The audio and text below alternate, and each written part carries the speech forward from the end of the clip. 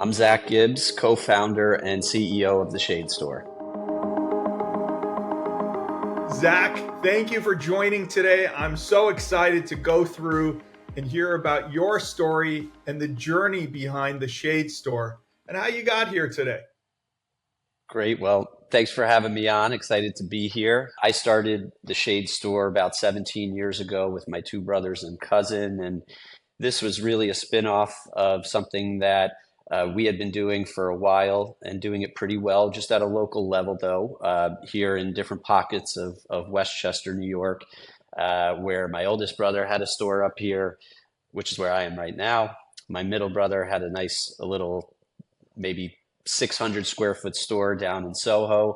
And we were in some of the best homes and apartments and condos that both Westchester and the city had to offer. And we wanted to make sure that people, regardless of where you lived, what your budget was, what your taste was, had access to something amazing. And that's sort of the inception of where the Shade Store came about. We launched in 2006. We launched with the idea of becoming for the do-it-yourselfer type of business model. And very quickly, we realized that it was anything but that. What we make is hard. What we make is custom. It's truly done to the eighth of an inch and very subjective to your specific taste. And there's certainly no two windows alike. So over the years, we've been able to adapt and adjust to be a full service white glove solution for all of your custom window treatment needs. And here we are 17 years later, servicing all of America and little parts of Canada with quick lead times, great service, and amazing quality product. What's fascinating is you guys are going after consumers. This is, you're going after consumers. You've built these amazing stores. I've been to two of your stores personally. You've taken this real complex process, you've simplified it. But the real magic behind this is that you've taken and created what's a vertically integrated model. And so you own your manufacturing. You have taken what you would refer to as the installation or white glove service along the way. That's not a simple undertaking. And I wanted to get a little bit of insight so that the community can learn about why you've taken on this vertical integration and what it empowers you to do that others inside of this ecosystem cannot do. Understanding the entire customer journey, whether it's through the lens of a consumer or trade, we do and made this decision early on to keep investing in really every single touch point along the customer journey, whether it was the sales experience, the measure and installation services, the manufacturing component, which you mentioned was our sort of last vertical integration into the overall model, where we started to really take control and ownership of our production and manufacturing capabilities. In order for this to be amazing, in order for that final screw to go into the wall and everyone is like, oh my gosh, it looks beautiful. It was a great experience getting me here. I couldn't be happier. Like, everything needs to be consistent. And allowing us to own every touch point, really moves us in the direction to ensure consistency. So I like it. As the business scales, it's obviously very easy to break down how we continue to grow and expand and scale the different functions to ensure that consistency remains in place. Fantastic. First, it's an absolute honor to have your amazing brand. The fact that you've entrusted us with this brand to bring it to the architect and design community on Material Bank means the world to us. But they've really embraced you quite well. It's not easy to come onto Material Bank and to capture market share, and you are starting to do that, and you're capturing market share. But I want to make sure that this community understands that you do have a nationwide footprint, that you do have the capabilities of not just servicing by telephone calls with reps, but also in bringing them to these local stores for a encompassing experience. Share with us what takes place after you've received that lead from Material Bank and what touch points a designer will go through as they work towards that final installation. It's process driven in an attempt to make your lives as the designer easier. It's one less thing to think about. And we can be as hands-on or as sort of hands off as you'd like. But ultimately, after the samples arrive, there's a few critical steps that one needs to take in order to go from the creative idea generating process to actually hanging something in the window.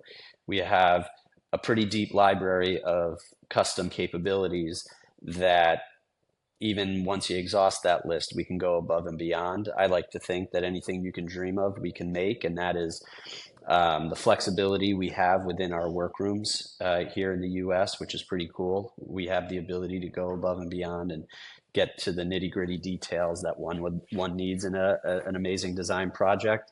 Um, our lead times are very attractive. We're producing stuff at mass in 10 days or less. But truly, shade by shade, project by project, or drapery by drapery, whatever the product category is that you're ordering, it goes through a high level of rigorous QC and a method that doesn't shortchange in any of the quality steps that one would take to produce such a high-end custom product. But it's arriving fast, and I think that's such an attribute that we really invested in early on. We wanted to get custom in the homes quick, and to this day, we're still doing that, which is pretty amazing. And share with me, you've been on a relatively short period of time. Share how your view is of the quality of these leads, and have any of these particular projects actually gone through fruition in this relative short time period? Week over week, Material Bank has been very consistent in not just quantity, but quality. These are amazing firms with incredible projects that are real.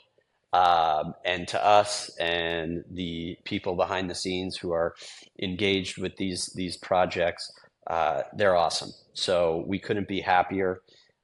This is something that should have started much earlier, but excited by the moment we're in right now, which is building that pipeline, seeing these projects sort of pan out and start to really get in with these accounts to understand their needs, not just from like a project standpoint, but just how they want us to work with them and what other solutions we can provide, et cetera, et cetera. If another brand partner in this ecosystem asked you, what do you think about Material Bank and should I join? And let's just say it's not a competitor of yours. So I know you don't want to tell your competitors to come onto this platform. What would you say to other players inside of this ecosystem? Just how you've been able to really become a resource for an industry and make it easy for them and be a vendor, a supplier, a resource that has that connective tissue and like immediate sort of response to the like it's just easy. I mean, that's the best way I can put it. You've helped us expand our reach tremendously. You've helped build a pipeline in a fairly easy way that's consistent. So consistency is key for sure. From day one, sustainability has been a very important part of Material Bank. We committed to the climate pledge. We have saved over 4.2 million packages now to date from aggregation. That is over 1,500 tons of cardboard, 25,000 plus trees. We ship every package 100% carbon neutral. I'd love to just gain some insight from the Shade Store in terms of how important sustainability is for you guys as well.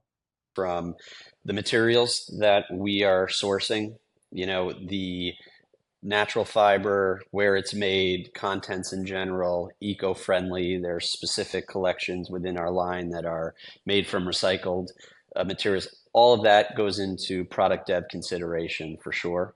The swatches, the samples that you get are all part of our scrap and waste program. So anything, any cut arounds, any leftovers from when we make the draperies or shades for the customer, it doesn't go into the garbage, doesn't go into landfill. It actually goes into a pile, which then gets cut, resorted, and goes out in our sampling and fulfillment department, of which all Material Bank users are receiving. So there is a life beyond just making the product that our materials go through. Last, this is really since day one. So it's been 17 years. For every order that gets placed with us, we do plant a tree for every customer. Wish I had that stat, but we've planted a few forests. I'm pretty confident from that standpoint, which is pretty cool.